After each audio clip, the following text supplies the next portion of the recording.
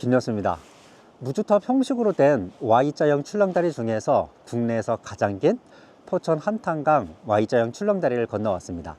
제 뒤로 비둘기랑 폭포와 멍우리 협곡이 보이고 있는데, 멍우리 협곡과 비둘기랑 폭포는 국가지정문화재입니다. 오늘은 포천에서 국가지정문화재와 경기도 지정문화재를 둘러보는 포천 문화탐방을 하려고 합니다. 진천편에 이어 오늘도 지역 엠문화와 함께 포천 문화탐방을 하도록 하겠습니다. 한탄강 Y자형 출렁다리는 9월 7일 개통했습니다. 이곳에 서면 중류의 강활한 벌판과 멍우리 협곡을 한눈에 내려다볼 수 있어 개통 이후 지금까지 30만 명이 다녀갔을 정도로 인기 있는 여행지입니다. 화면 오른쪽에 보이는 곳이 비둘기랑 폭포 주차장입니다. 자동차로 갈 수도 있고 걸어서 갈 수도 있습니다. 비둘기랑 폭포로 이동해 보겠습니다.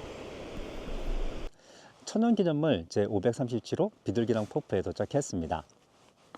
제가 진천을 여행할 때는 지역 엠문화 포털을 PC를 이용해서 정보를 활용했는데요. 오늘은 스마트폰을 이용해서 지역 엠문화 포털 정보를 이용하도록 하겠습니다. 먼저 지역 엠문화 포털에 들어가서 저는 관심 지역을 포천으로 설정하도록 하겠습니다. 관심 지역을 포천으로 설정하셨죠? 포천으로 설정하시면 포천의 다양한 문화 자료를 볼 수 있습니다. 비둘기랑 폭포로 내려가도록 하겠습니다. 비둘기랑 폭포로 내려가면서 지역 엠문화 포털에서 비둘기랑 폭포에 대해서 검색해 보도록 하겠습니다. 지역 엠문화에 의하면 이 폭포가 비둘기랑이란 이름을 갖게 된 이유는 두 가지라고 합니다. 첫 번째는 주변 지형이 비둘기 둥지처럼 움푹 들어간 주머니 모양을 하고 있어서 그렇고요. 두 번째는 예전부터 수백 마리의 비둘기가 폭포 주변의 동굴에서 서식했기 때문이라고 합니다. 폭포에 물이 있을 때 이곳을 방문하면 폭포와 주변 주상절리가 어우러진 환상적인 절경을 감상할 수 있습니다. 특히 가을 단풍 들 때 방문하면 붉은 단풍과 푸른빛의 물이 색의 대비를 이루어 더 아름답고요. 겨울에 방문하면 폭포 주위로 얼음이 얼어 색다른 비둘기랑 폭포의 모습을 볼 수 있습니다. 제가 지금 걷고 있는 곳은 포천 한탄강 하늘다리입니다. 포천 한탄강 하늘다리는 비둘기랑 폭포에서 500m 정도 떨어져 있습니다. 이곳에 서면 비둘기랑 폭포에서 부수천교까지 이어지는 멍우리 협곡을 볼 수 있습니다. 비둘기랑 폭포 주차장에서 10.6km, 자동차로 22분 소요되는 장소로 이동하고 있습니다. 막판 1km 지점은 좁은 농로이기 때문에 운전에 조심하셔야 합니다. 제 차를 주차한 이곳 주차장 주소는 영북면 운천리 785-6입니다. 바로 앞에 부수천교가 보이고 있는데요.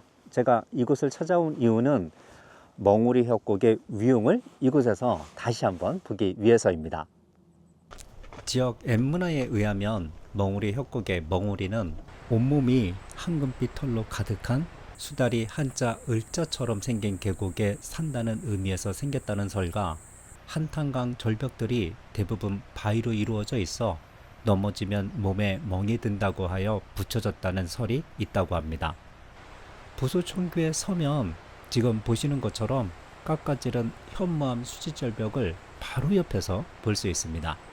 가을에는 단풍이 아름답고 여름 장마기에는 수직절벽으로 폭포수처럼 떨어지는 물줄기를 볼 수 있습니다.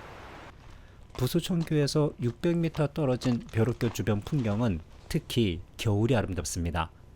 멍우리 협곡에는 푸르른 한탄강이 흐르고 오른쪽에는 벼룩교, 협곡 뒤로는 하얀 눈으로 덮인 산이 배경을 이루어 한 폭의 한국화 같은 풍경을 만들어줍니다. 제 뒤에 커다란 묘가 보이고 있는데 이 묘는 인평대군 묘입니다. 인평대군은 인조의 셋째 아들이고요. 인조의 첫째 아들은 소현세자, 둘째 아들은 복림대군입니다. 복림대군이 훗날 북벌로를 주장했던 효종입니다. 제가 이곳을 방문한 이유는 바로 앞에 있는 인평대군 치제문비를 보기 위해서입니다. 치제는 임금이 죽은 신하를 위하여 재물과 재문을 보내어 제사 지내는 일을 말하는데, 이곳 인평대군 치제문비에는 다른 치제문비하고 다른 점이 있거든요. 그 다른 점을 살펴보도록 하겠습니다. 인평대군은 1637년 15살 때 병자호란을 겪었고 1640년에는 볼모로 청나라 심양에 갔다가 이듬해 돌아왔습니다.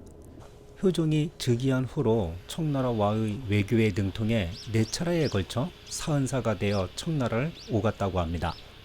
인평대군은 외교뿐만 아니라 학문과 예술에서도 뛰어난 재능을 보여주었다고 합니다. 하지만 아쉽게도 37살 젊은 나이에 세상을 떠났고요. 그의 형인 효종은 친히 제문을 지어 치제하였는데 그 내용이 매우 애달팠으므로 이것을 듣고 눈물을 흘리지 않는 자가 없었다고 합니다. 이곳에는 2개의 인평대군 치제문비가 세워져 있는데요.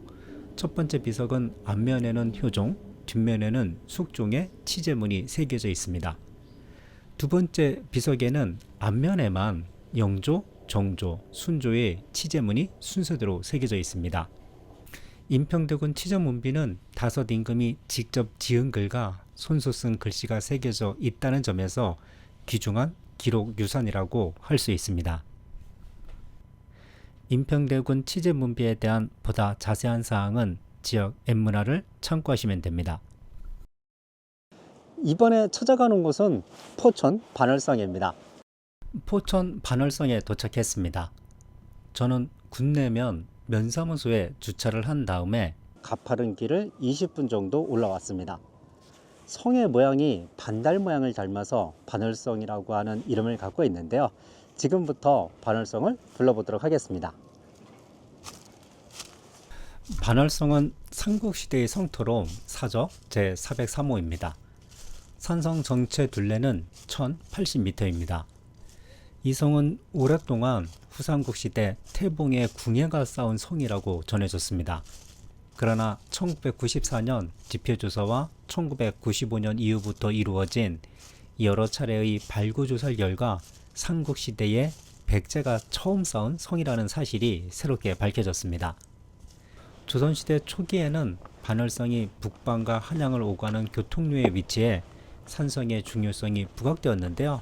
조선 후기부터는 산성의 기능을 상실하게 됩니다.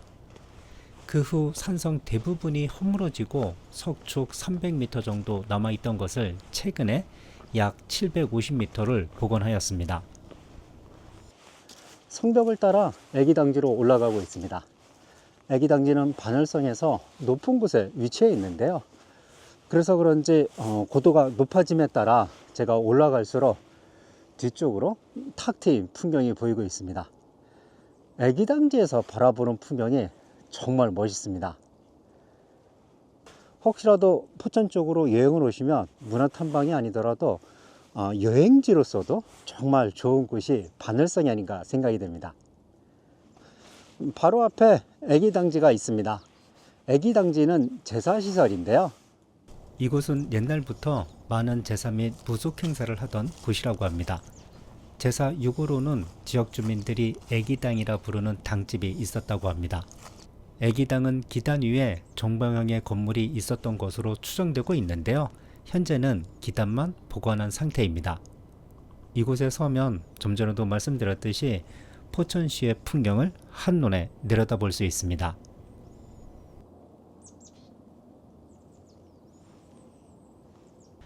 애기당지에서 100m 정도 더 걸으면 반월성에서 제일 높은 장대지를 만날 수 있습니다.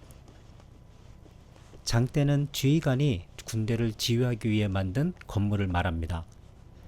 이곳에서도 애기당지와 마찬가지로 탁 트인 전망을 즐길 수 있는데요.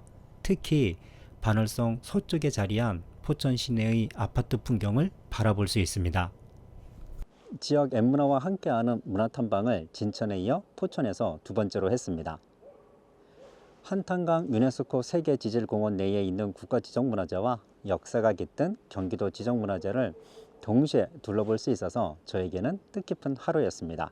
지역 엠문화를 통해 전국의 숨은 명소와 많은 이야기들에 대한 정보를 한 번에 찾아볼 수 있어서 여행 계획 세울 때 지역 엠문화 포털과 웹이 저에게는 상당히 유용했습니다. 여러분들에게도 여러분이 여행 계획 세우실 때 지역 앱문화 포털과 웹을 활용하실 것을 적극 추천해 드립니다. 지역 앱문화 채널 구독과 좋아요 부탁드리고요. 시청 인증 이벤트에도 많이 참여해 주십시오. 시청해 주셔서 감사합니다.